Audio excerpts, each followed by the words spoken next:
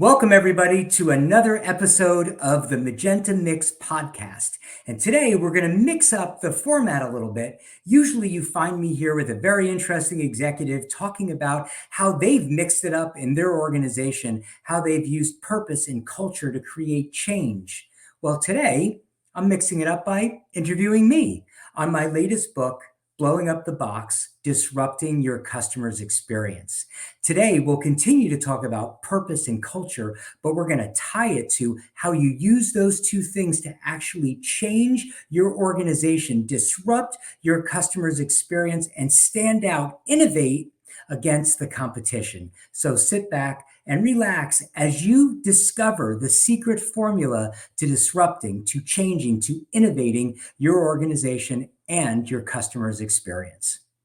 Okay, listeners, today you're going to hear a very, very interesting story on how the best organizations continue to innovate, disrupt their customers' experience year over year, decade over decade, century over century in some cases. And for those of you who are watching on YouTube, you'll be able to see some slides that go along with this conversation. So let's talk about how you can blow up the box and disrupt your customer experience. I have a few promises for you. At the end of this podcast, you're going to understand the secret formula that all successful customer experiences share.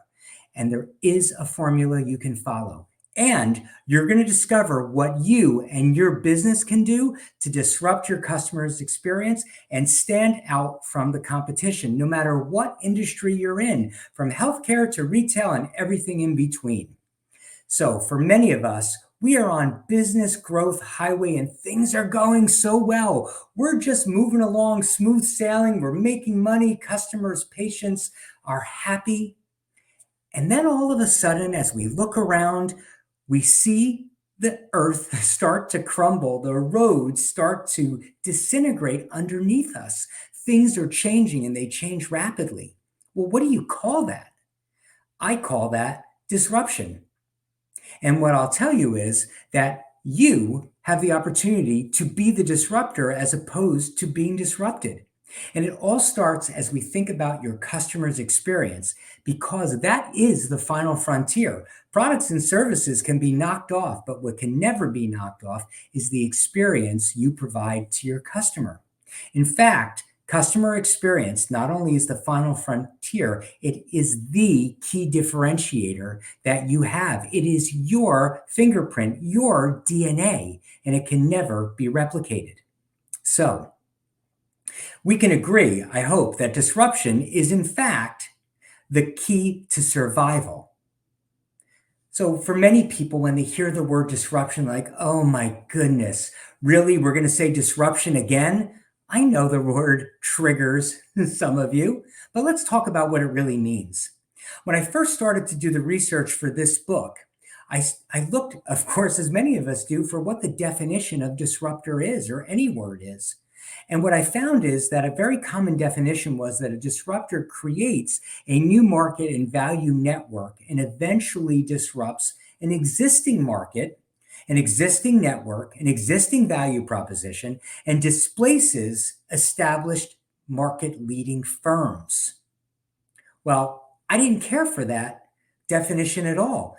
What does that mean? That it has to be a new company displacing an existing company? I disagree with that. A company that has been around for a long time oftentimes has the resources to disrupt. They just don't.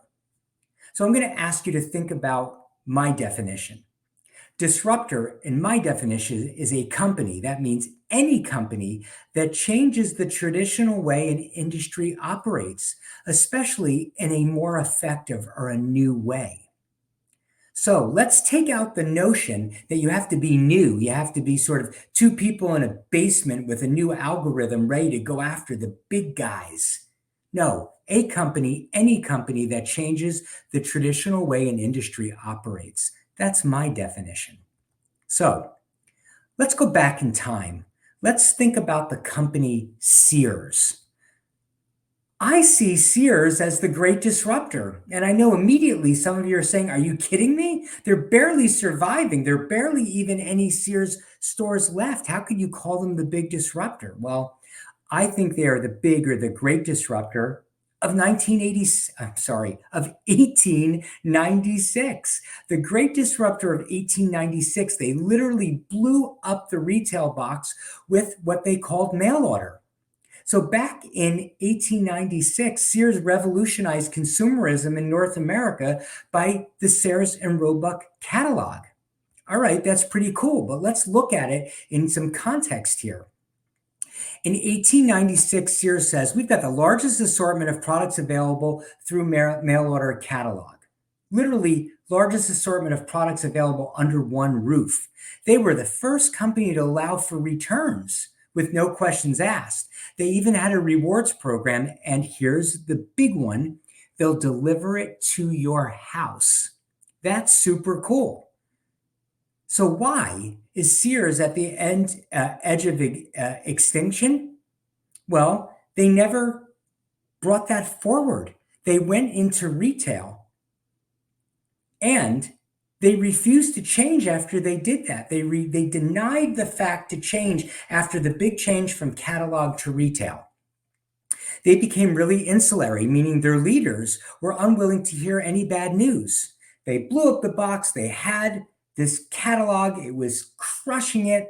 They changed once to retail, and then they said, we're unwilling to hear anything negative about this. We're going to keep doing what we do. And when the real writing was on the wall, they got paralysis. They jumped on exactly 0 bandwagons.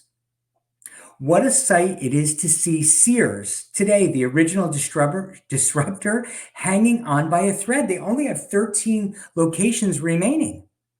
And I look at it and I think it's really interesting because all of the things they promised when they said we have the largest amount of inventory or SKUs under one roof, we'll get it to your house, won't ask any questions if you return it, we'll give you rewards. That's exactly the model that Amazon used. Exactly the model. So what's the difference? Well, what Amazon saw was an opportunity and a need to create change. And Sears said, we're done changing. You see, the pace of change has never been this fast, yet it will never be this slow again. And so many of us think that line, that one-liner was Premier Trudeau a few years back in a speech, but really it was Graham Wood decades ago who said the pace of change has never been this fast and it will never be this slow again. And it's still true in every decade, in every generation. So let's talk about how we can be an Amazon and not a Sears. Let's talk about disrupting your customer's experience. It can be difficult, but if you do it and you do it well, the outcome is absolutely awesome. It's beautiful. It's transformational, almost like going from a caterpillar to a butterfly. But there's that middle part that's really icky, that chrysalis part that can be really challenging. We've just got to get through that. We've got to be willing to get through that icky part as a company. And there's some secrets that I want to share with you that will take you through that disruption. I promised you at the beginning that I would share with you the secrets that almost every company has used to disrupt their business and their customers' experience. The first is you as an organization, you as an individual contributor or a leader need to be purpose obsessed with the purpose of your organization. You need to drive an entrepreneurial culture, and you need to deliver a unique customer experience. So I told you up front, we'd still talk about purpose and culture today. And purpose obsessed means that you need to be thinking about your purpose and how you're going to deliver it. Entrepreneurial culture means that everyone's ideas rise to the top. And your unique customer experience is one that sets you apart from the competition, as Sears did back in the 1800s, as Amazon did exactly 100 years later. So, if your purpose is obsessed, you must ask yourself every day, what is our purpose and what are we willing to throw away to remain true to it? What old way of doing things are we willing to give up to remain true to our purpose? So let's move on to the second secret, which is entrepreneurial culture. And my question for you is, does your company culture allow every person from leaders to the front line and everybody in between share their ideas? And not just share those ideas, but have them heard, vetted. Because if not, you're likely missing out on some of the best ideas that will allow you to disrupt, innovate, and change your customer's experience. And ultimately, the third piece here, the third secret, delivering a unique customer experience. Here's the question. Please think about this. Are you creating an experience that your customer wants and needs from you, or the experience you want and need from your customers? Because in this example of Sears, they said, you can buy from us retail, period. Were they thinking about themselves or their customers? Well, I want to move on a little bit from Sears and talk to you about Kodak, another example of a behemoth that is now virtually disappeared from the landscape. You see, what I love about the Kodak case study is that they actually had a phenomenal, articulated, advertised, documented purpose. And that purpose was share moments, share life. And I know for me that if I ever had the opportunity to work in an organization where my purpose was to share moments and share life, I would be energized, thrilled, excited to get up and go to work every day. They started out really great with this purpose. Let's check our formula against the Kodak story. So, purpose obsessed. Kodak had a purpose. They had a purpose statement and a great one, as I mentioned, but did they remain true to it? Well, the answer in short is no, but I want to take you through a little bit of the story. They actually created, for those of you who don't know, the first digital camera. And it was created by a young intern, Steve Sasson. And he actually created that just as he went from intern to new employee, and he presented it to his manager. He worked for Kodak and he presented it. And his manager and the leaders said, hey, Steve, this is awesome. We're going to get it patented, of course, but we sell film. So I sort of paraphrase here, get back to work, Steve. It's cool, but we sell film. That's interesting to me. Because if you think about their express purpose, share moments, share life, that doesn't say anything about selling film. And what I'm curious about is how many of you listening to this podcast or watching it have taken out their phones recently and shared a picture, shared moments, shared life digitally.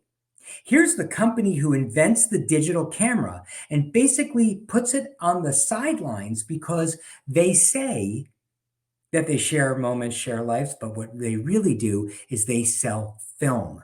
So, purpose obsessed? Not really. They weren't willing to throw away the film and move on to the next generation of sharing life's moments. And it's a good thing they did get the patent because in the end, their ability to license this technology was the only thing that kept them alive for a while. Okay, let's get to the entrepreneurial culture piece. We talked about purpose obsessed. Now it's entrepreneurial culture.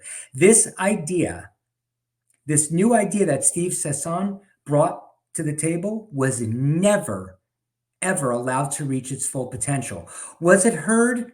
Yes-ish. Was it taken seriously? No, not seriously enough to make it actually a critical element in fulfilling their purpose.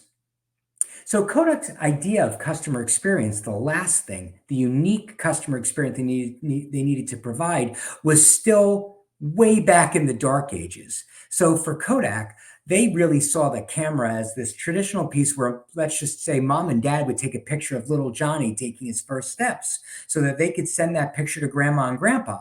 And they would wait a month to use the 36 exposures in the roll of film. And then they take that undeveloped film to the creepy guy in the drive-through photomat. and they'd wait a week to get their picture back. And then they would notice when they got the picture back that little Johnny had red eye. And they couldn't send that picture of little Johnny in his first steps having red eye to the grandparents across the country. So they have to go back, return to the photo map, ask the creepy guy behind that little booth to take out the red eye, wait another week, pick up the retouched photographs, then mail a picture of Johnny's first steps to grandma and grandpa. That's what they called customer experience. Well, the only problem with that is by the time little Johnny's picture reached grandma and grandpa across the country, Johnny was ready to graduate from high school. That's not the customer experience that the customer wanted.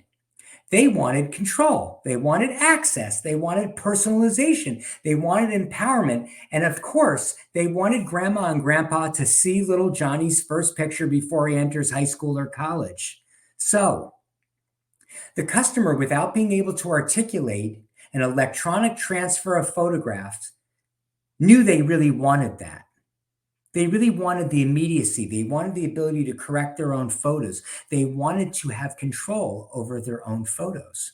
So, customer experience is an epic fail. If you think about it, they didn't provide their customer what they needed. They weren't really purpose obsessed, and they didn't allow their best ideas to rise to the top. Kodak was too focused on selling film and not on what their customers wanted and needed, same as Kodak. And they went up in smoke. They went from a Fortune 50 company to delisted in a matter of 18 months. It can happen to anybody. Founded in 88, 4 decades as a Fortune 500 company, and delisted in 2004. So here's what's interesting. That photo mat we talked about before where they developed your film, the guy, the creepy guy as I call him, in that photo mat, he's changed because those little photo mats in parking lots all over the country have now turned into smoothie shops or coffee shops. That guy still has a job. The executive of Kodak, or the executives of Kodak, don't. So those are big changes. Thinking about going from mail order catalog to retail to electronic mail order catalog, in the case of Sears, those were changes that were too big, or those final changes were too big for them. If you think about Kodak going from selling film to getting into the digital business in a meaningful way, that change seemed to be too big for them. But let me share with you that little changes make a big difference too. So if those type of changes seem too big for you, let's consider this. The word luggage enters our lexicon in the early 1800s, and we know the wheel has been around for 8,000 years, but it took till 1976 for somebody to put the wheel on a piece of luggage. That's a little change. We've had the wheel for 8,000 years. We've had luggage in our lexicon for 100 years, 120 years. Why did it take so long to put the wheel on the luggage? Well, we could speculate it wasn't necessary. People weren't traveling the same way, et cetera, et cetera. All of that can be true. But it was a little change that revolutionized not only the luggage business, but put bellhops across the country out of business. Revolutionized the way that people got through airports, walked down the street with their luggage, et cetera. Think about that as a little change that makes a big difference. Let's look at an even littler change. There were a few managers in a coffee shop on the West Coast that said, hey, when it gets really hot, we don't sell as much coffee. But what we know is that we have coffee percolating in a pot. We've got milk and sugar and things like ice cubes because the health department requires us to have them. What if I brought in a blender from home and I mixed up the coffee and the milk and the sugar and ice cubes and made a cold drink? What would happen? Well, I'll tell you what would happen. Those two frontline managers from Starbucks, that little coffee shop, would have invented the Frappuccino, which now generates $3.5 billion in annual revenue. Yes, that's $1 billion in annual revenue. Now, Starbucks did a lot of things. They bought companies that already sold cold drinks. But where it started was two managers who said we could make a difference. And the difference with Starbucks over Kodak and over Sears is that they were heard. That idea went to a regional level, then went to a district level, then went to a corporate level, and they were heard and it was invested in. Not that every idea gets invested in, but this one got invested in and is now close to $4 billion in annual sales. And if that change still feels too big for you, even littler changes can make a big difference. And so let's just talk about McDonald's for a minute. McDonald's made one of the biggest changes they ever made with no new inventory, no new equipment, no new training, and no new recipes. They did it with just two words, two little words. Those words were all day. And they said, you can now get your breakfast at McDonald's all day. And what it delivered was the largest surge in stock price in any recent history. Customers were delighted, stock reached an all-time high, and competition struggled to keep up. And they changed nothing but two words all day. And of course, the amount of time that they were selling their Egg McMuffin and other things during the day. When you think about the way that came about, the customer had been saying for years, we want to be able to get breakfast past 11 a.m. All they did was finally listen and change the words to all day. They innovated, they disrupted their customers' experience with just two words. So there are things such as selling food and taxis, etc., that are almost as old as time. We just have to think about them differently. So no matter what your industry is, can you make a tweak? Can you make a change? Can you make an innovation? Can you disrupt based on what the customer wants? Can you think about throwing away the old to make your purpose sustain over time? Can you listen to the innovations of your people? Because we know that Uber just did that. They said, we know that grandma does not want to be standing out on a curb in the rain. We know that people do not want to be in the dark looking for a taxi or any inclement or unsafe opportunity here. All they did was say, we're going to make sure the taxi knows where you are and we're going to get it to you. Your grandmother would advise you, don't get into a car with a stranger. Your grandmother would advise you, don't meet anybody on the internet and get in their car. Yet, Uber said, we want you to meet a stranger on the internet and get into their car, and grandmas everywhere are doing it. My point in sharing that with you is that innovation, if it's done well, will attract the attention of your customers, challenge their norms, and they will change. And not only change, they will change quickly, and they will become loyal to you, leaving an old methodology, an old approach, an old experience behind. And I would say that Uber and the like made a big change, but it's a big change that made a big difference to a very old profession. And what I'd say Uber also did that is noteworthy is they looked at personnel. They looked at staffing very differently. They said, you can drive part-time. You can make your own hours. And they were very successful in creating micro-entrepreneurs around the country, around the world.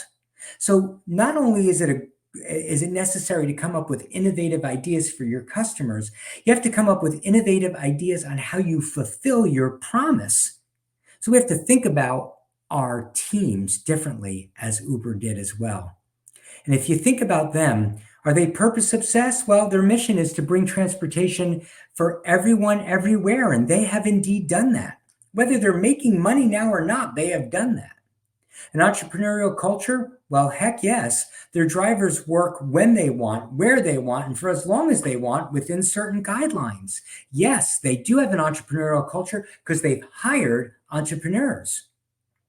And have they delivered a unique customer experience? They offer the perfect blend of technology, human interaction, and personalization Absolutely. They have ticked all of these three boxes of being purpose obsessed, creating an entrepreneurial culture, and a unique customer experience.